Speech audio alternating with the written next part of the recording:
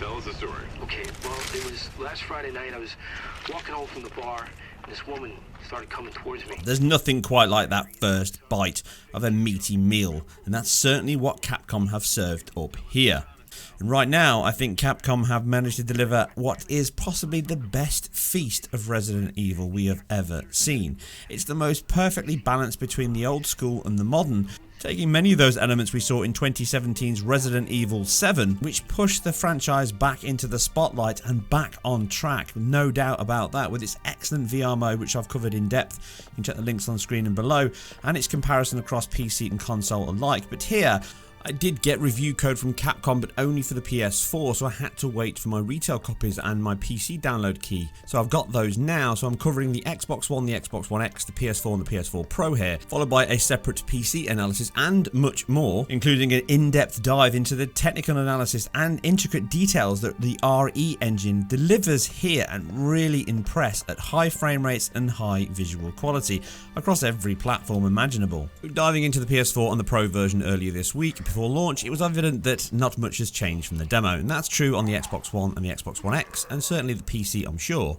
Which is a shame. It is a shame that we've not seen some improvements on that visual quality, and they certainly haven't integrated a cap to 30 FPS, which I still think is required on both the PS4 and certainly the Xbox One of what I tested then. But I'm not going to drag this out. Not much has changed from that original demo. If at all, we are still seeing pretty much the same areas. So this isn't going to be a long video, but it's going to centre on the performance across all versions and the comparison. So at least you get that informed, and I can get it out of the way and concentrate on much more interesting things, which is what the team and the RE engine are delivering here, which is exceptional. If you are interested in how this compares to the original 1998 classic, then you can check my earlier release this weekend, which covers that spoiler free. So if you've played the demos, there's nothing there to spoil you at all. Check it out. It's me rambling on about how great this series is and how much I enjoyed it. Here though, we're concentrating on the visual quality between the versions. Taking the base Xbox One and the base PS4 mode, we see an identical resolution output as we saw in the demo, which is 1920 by 1080. But it does look like the Xbox One is using that reconstruction method, which gives a slightly softer, more broken image quality than what we see on the PS4, which can actually look quite sharp and clean at many points. But that reconstruction element actually kicks in, and I'm inclined to believe it's certainly not the same as what we see on PC, which I'll cover in a moment.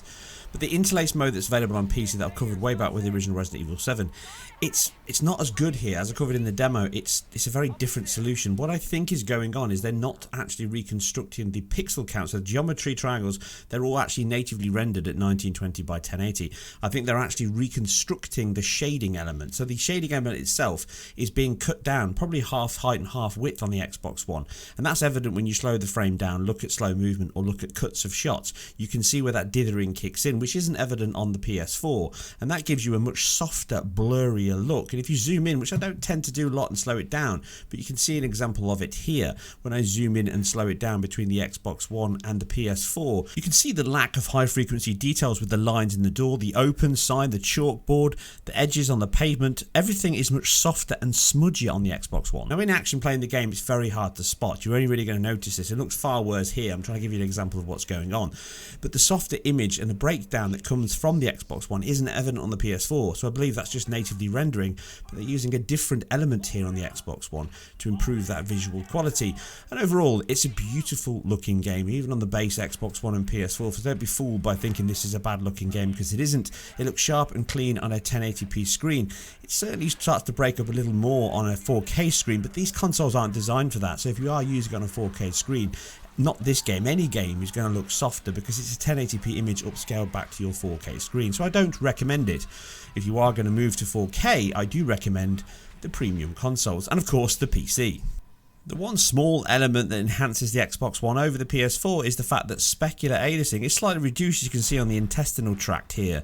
You can see that the actual specular highlights and the blood and the guts that are basically hanging out the entrails, they look less shimmery on the Xbox One due to that softer, squidgier look, which reduces the pixel quality and therefore reduces the specular aliasing. Again, that's all about those high frequencies being smudged over with that temporal AA that the entire game runs with.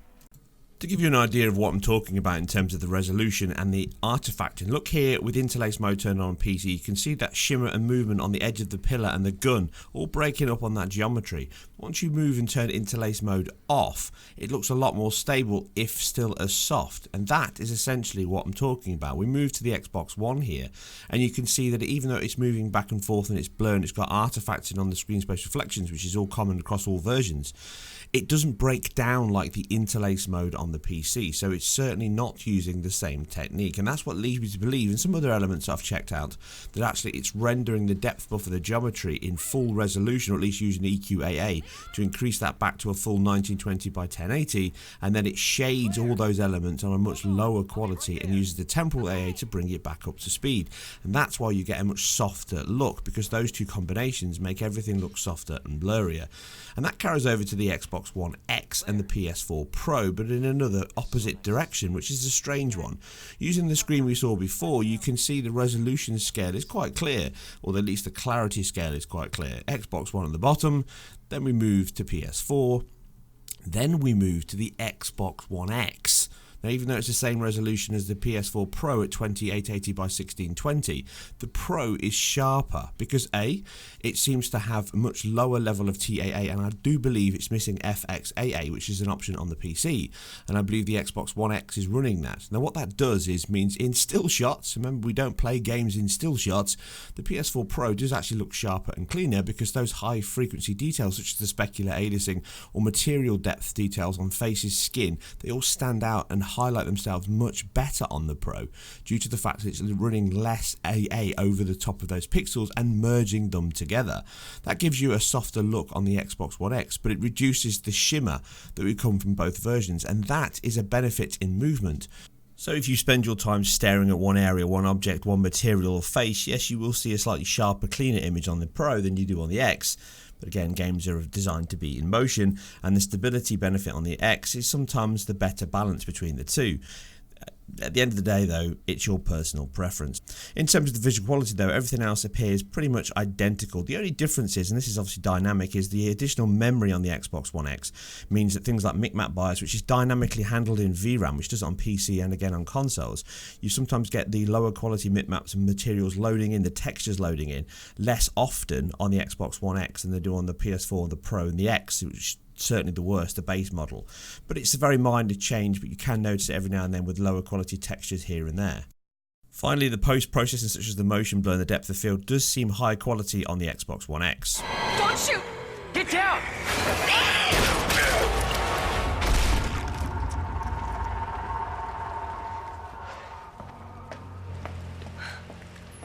You alright? Yeah, I think so. Thanks. You can thank me later, when we're safe. Holy shit.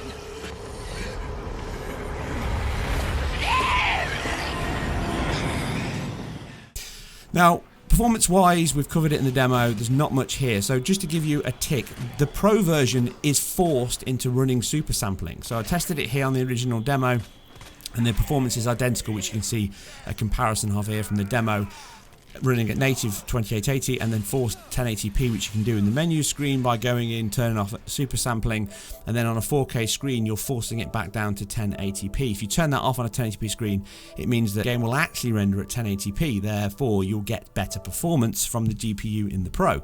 You can see here that even with that turned off, the game itself is overriding that and the operating system forcing it out to a native 2880 by 1620 or checkerboard.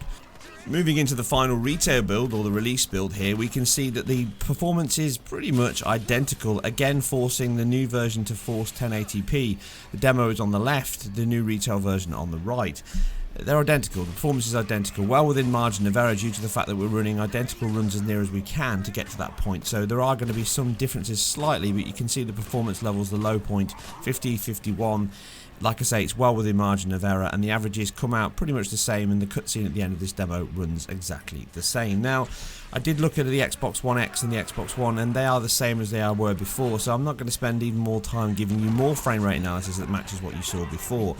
The Xbox One is pretty much a 30 FPS title. The PS4 is not that far away from it. You can see an example of here comparing the Pro to the PS4. If people want more frame rate analysis, by all means ask me, but I don't see the benefit in analysing the game again. I did take a good look, for 3 or 4 minutes at the same point on the X, and it's the same.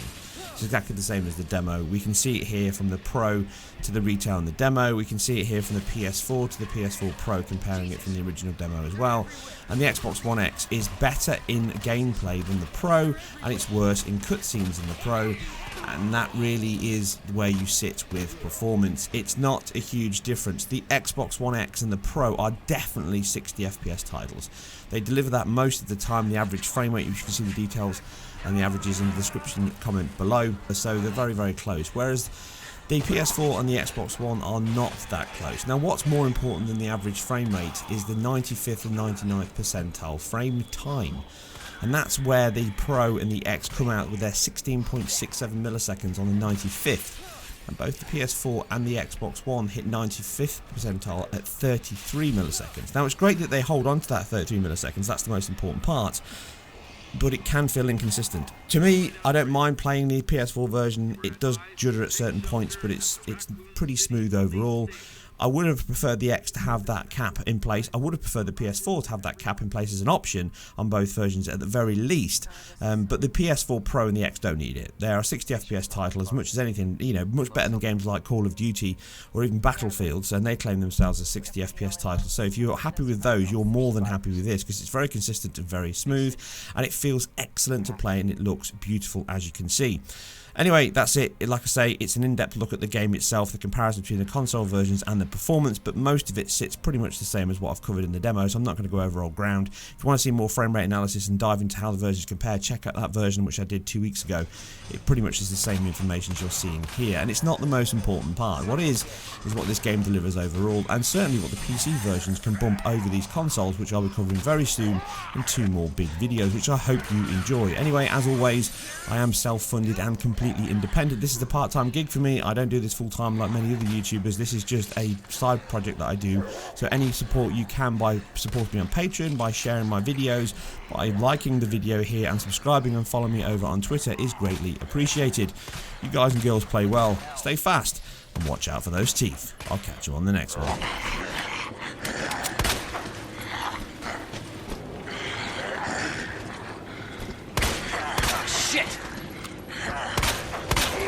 Shit!